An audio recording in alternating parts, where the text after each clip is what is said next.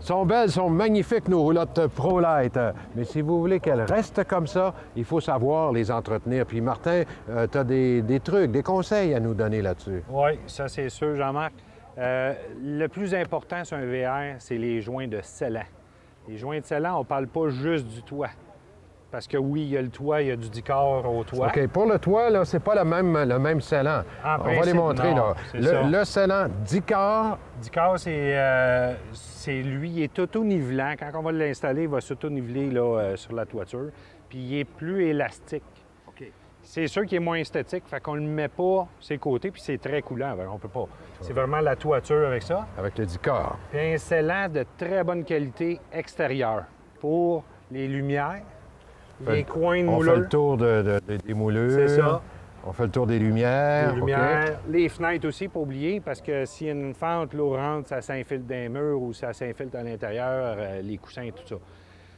La manière de le faire, c'est qu'on va vérifier à l'œil s'il y a une fissure.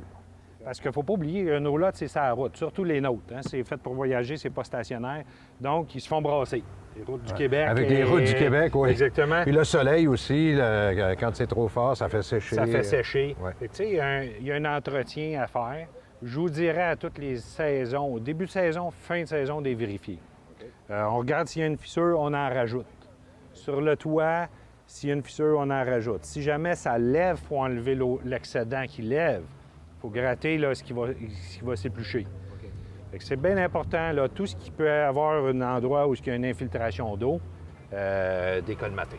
Partout où il faut faire l'inspection visuelle. Exactement. On a aussi, une fois que c'est fait, là, Moi, je dirais, lavez-la, surtout comme nous autres sont tous en fibre de verre, idéalement avec un savon à base de cire. Un peu comme Silver Wax nous offre. Vous pouvez même laver votre voiture avec ça. Ça fait un travail impeccable. Ça cire tout le temps à tous les lavages.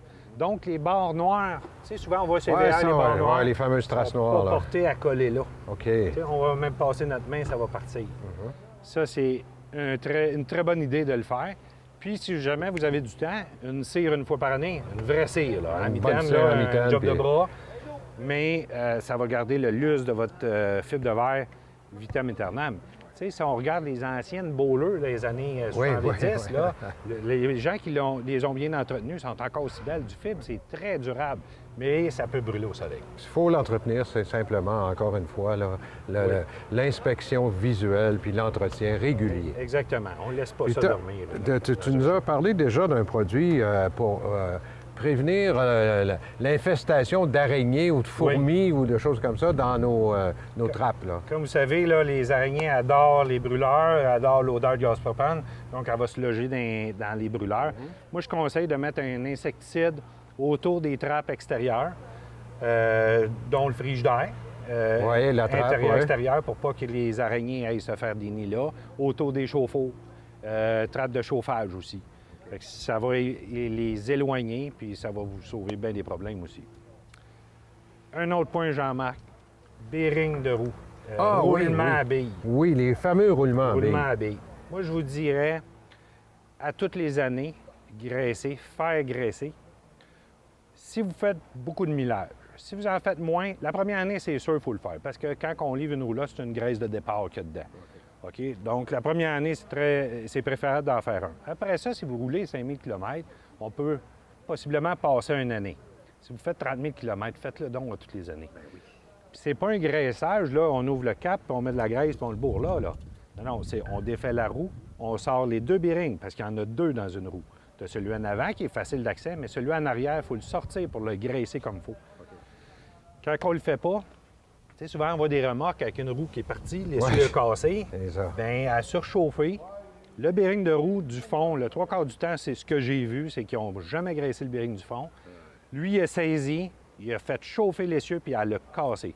Là, c'est fini, c'est une job d'essieu complète. En fait, ce que je recommande aux gens, moi, Martin, c'est pas de s'improviser mécanicien là, puis de le faire soi-même. Je pense que ça, c'est trop important pour la sécurité. On devrait le faire faire. Exactement, puis c'est pas très cher. Là. Tu sais, on parle de quoi, 35-40 pièces la roue, mais vous avez la tête tranquille. La sécurité. Puis en même temps, quand le mécanicien va le faire, bien, il va voir l'état de vos freins. Ça Oui, s'use oui. pas, mais ça peut rouiller. Oui.